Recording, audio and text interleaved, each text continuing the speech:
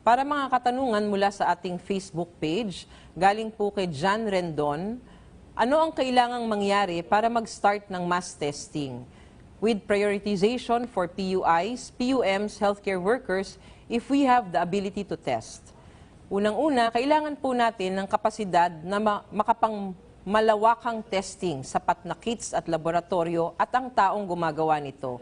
So sa ngayon po, I think meron po tayong iniisip, no, na dumating na po ang ating mga testing kits na dinonate sa atin. Sa ngayon po, meron hong binigay ang ating Chinese Embassy na 100,000. At ito po ang iniisip ng ating mga sambayanan, no, na this is enough already for everybody. Ang atin pong laging tatandaan para po tayo makagawa ng proseso ng testing, maliban po sa testing kits, kailangan po natin ng mga laboratoryong gagawa nito. Sa loob po ng laboratorio, kailangan po natin ng mga taong gagawa nito.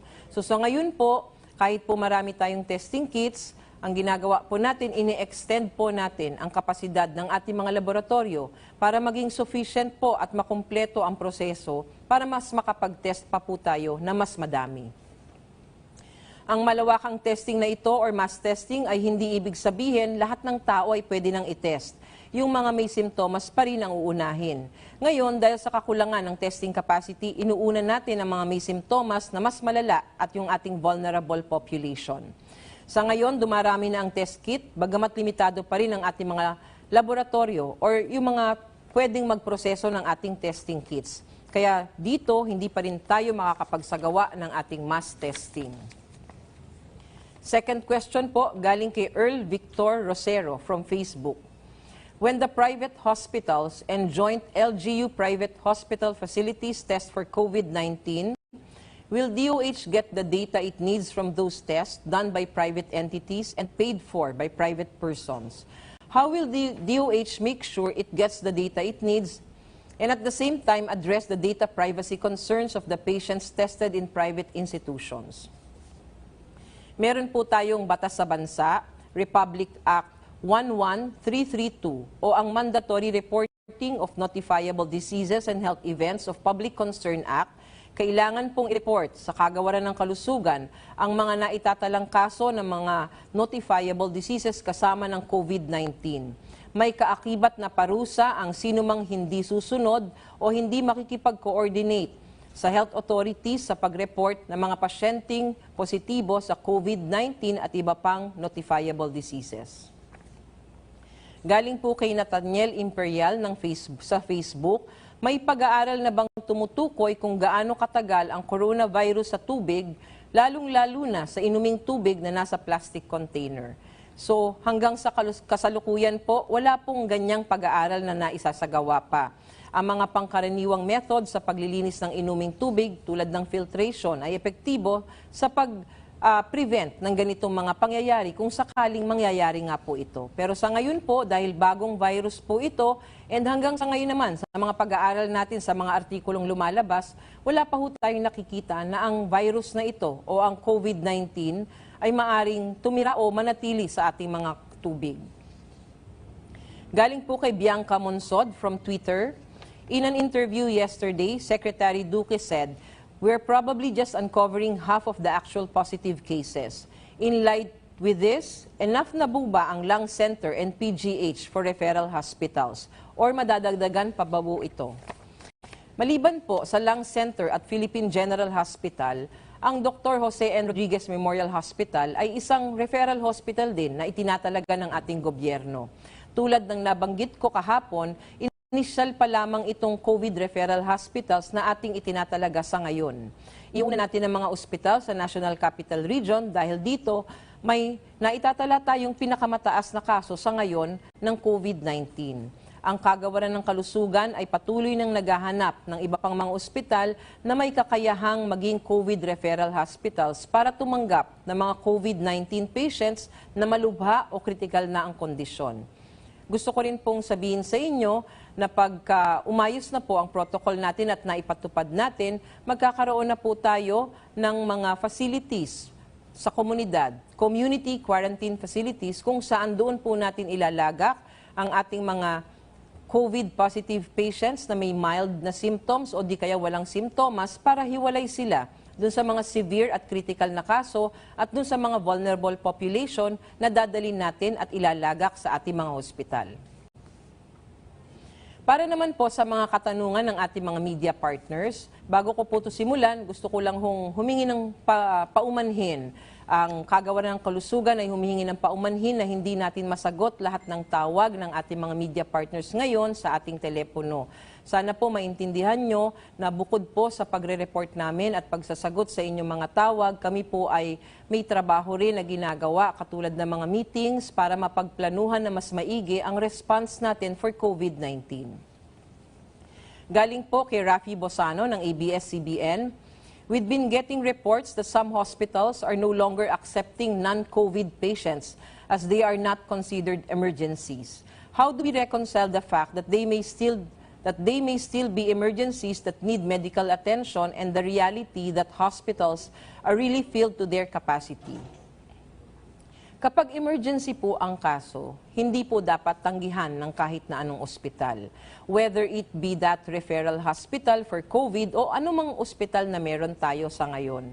Kahapon po nandito si Dr. Gap Legaspi ng ating PGH, siya po yung ating direktor, at ipinaliwanag niyang maigi. Ang PGH, kahit na magiging referral hospital for COVID-19, ay i-retain pa rin po nila ang emergency services ng kanilang ospital. Dahil naiintindihan po natin lahat na importante po ang emergency services ng kahit na ano pong facility dito sa ating bansa.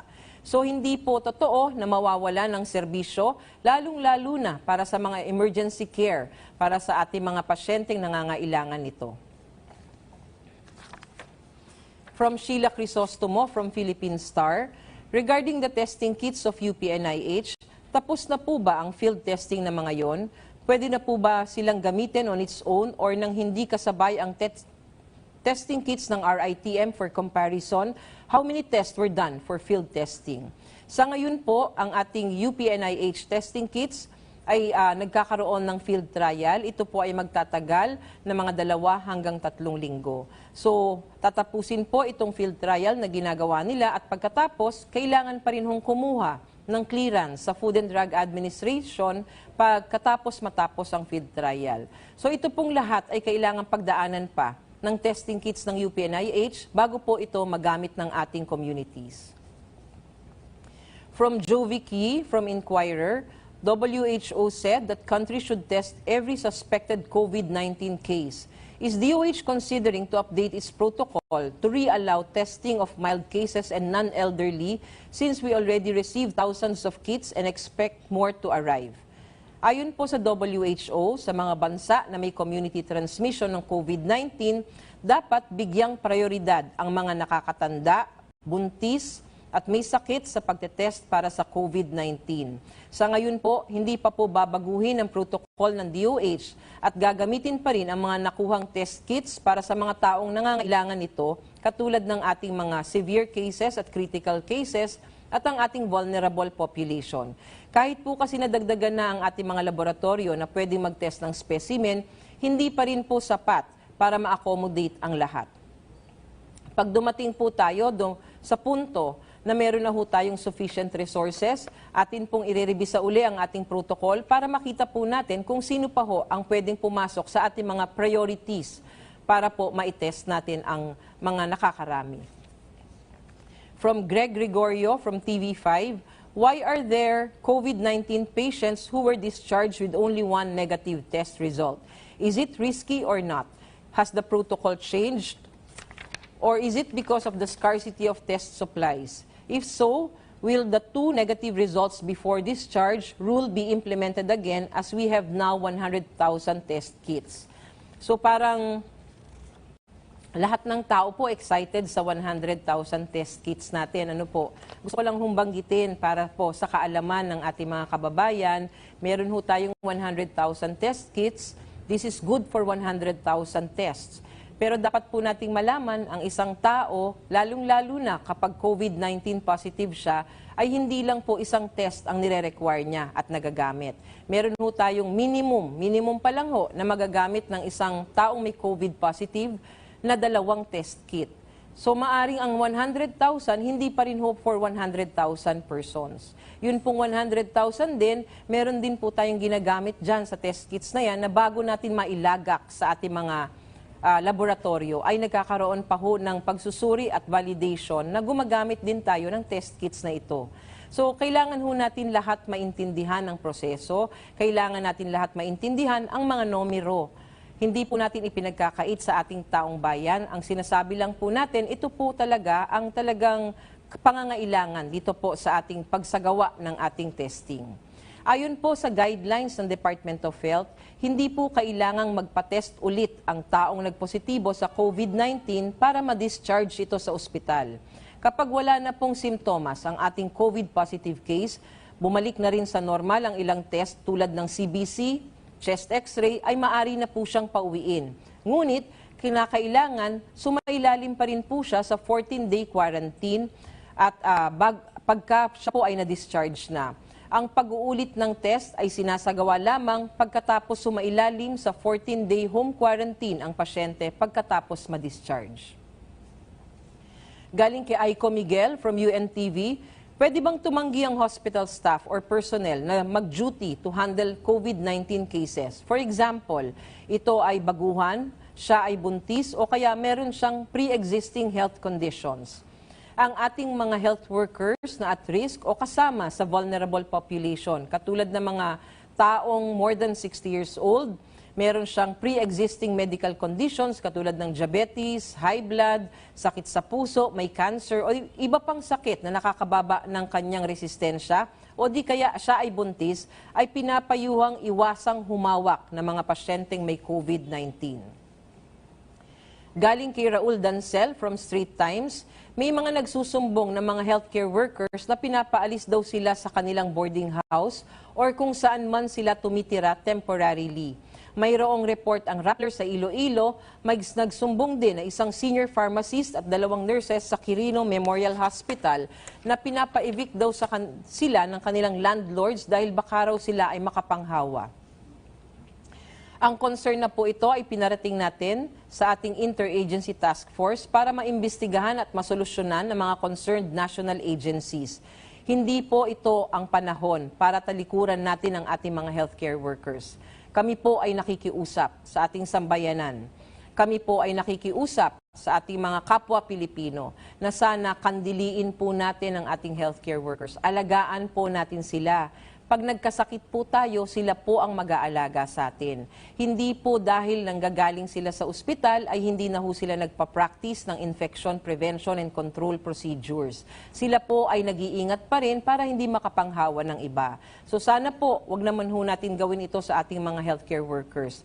Nananawagan din po kami sa ating mga local government units na kung sakasakali po na nagkakaroon tayo ng ganitong diskriminasyon para sa ating healthcare workers, baka naman po pwede natin silang tulungan na magkaroon po tayo ng spasyo para sa kanila para magkaroon sila ng tuluyan at sila ay makapagpahinga bago bumalik at sumabak uli sa pag-aalaga ng ating mga pasyente kinabukasan. Ito lang po ang kaya nating sagutin sa araw na ito. Para po sa ibang katanungan, mangyari lamang po pumunta sa aming DOH Facebook page. Ang mga ospital po natin ay para sa mga kababayan natin may malubhang mga karamdaman, hindi lang dulot ng COVID-19, kundi pati na rin sa iba pang mga sakit. Kung kayo po ay nakakaranas ng sipon ng isang araw pa lamang, hindi pa po kailangan pumunta ng emergency room. Kung nais namang kumonsulta sa health professional, maaari po kayong pumunta sa ating mga primary care facilities katulad ng ating mga health center sa inyong mga barangay. Pero halimbawa, ang lagnat mo ay hindi nawawala kung ikaw ay umiinom na ng gamot at ito ay tumagal na, o di kaya hirap ka ng huminga, mainam na magpunta ka na sa emergency room ng ospital para ikaw ay mabigyan ng agarang medikal na atensyon. Ang emergency room po ay ginawa para sa mga emergency cases. Kung kayo po ay nakakaranas ng sipon ng isang araw, hindi pa po kailangan pumunta dito. Kung nais namang kumonsulta sa health professional, doon po tayo pumunta sa ating mga primary care facilities.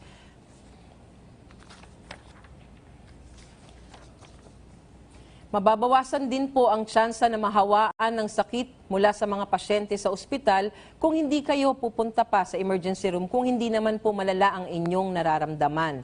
Hindi rin tayo makakahawa sa iba kung tayo po ay hindi agad susugod sa emergency room. Pareho nating maprotektahan ang sarili natin at ang kapwa natin. Lagi po nating tatandaan sa ngayon, ang ating bawat hakbang, ang ating bawat desisyon ay maaring magkaroon ng epekto sa ibang tao rin. So let us all be responsible in our decisions sa mga araw na ito. Naway hindi tayo pangunahan ng panik. Kami po uli ay nakikiusap para sa kooperasyon ng publiko, healthcare workers, local government units at ating mga partner hospitals. Please stay at home and do your part. Maliit na sakripisyo para sa buhay ng bawat Pilipino. Maraming salamat po sa lahat ng sumusubaybay. Isang paalala lang po mula sa amin na maging maingat sa pagpapakalat ng impormasyon. May mga kumakalat na balita na tumigil na raw mag-test ang RITM dahil sa biosafety hazards. Hindi po ito totoo. Tuloy-tuloy ang pagtetest ng RITM samples. Ugaliin nyo pong mag-fact check, tumingin sa verified at legitimate sources, at siguraduhin nyo pong tama ang impormasyon nyo bago nyo ito i-share. Buhay at kaligtasan ang nakasalalay sa bawat click at share natin sa social media. Let us all be responsible when we use social media. Makakaasa po kayo na magbibigay tayo ng palagiang balita at updates sa pamamagitan ng ating social media, Viber community at dito sa Beat COVID-10 Virtual Presser. Mag-ingat po tayong lahat. Tandaan, together we can beat COVID-19. Maraming salamat po.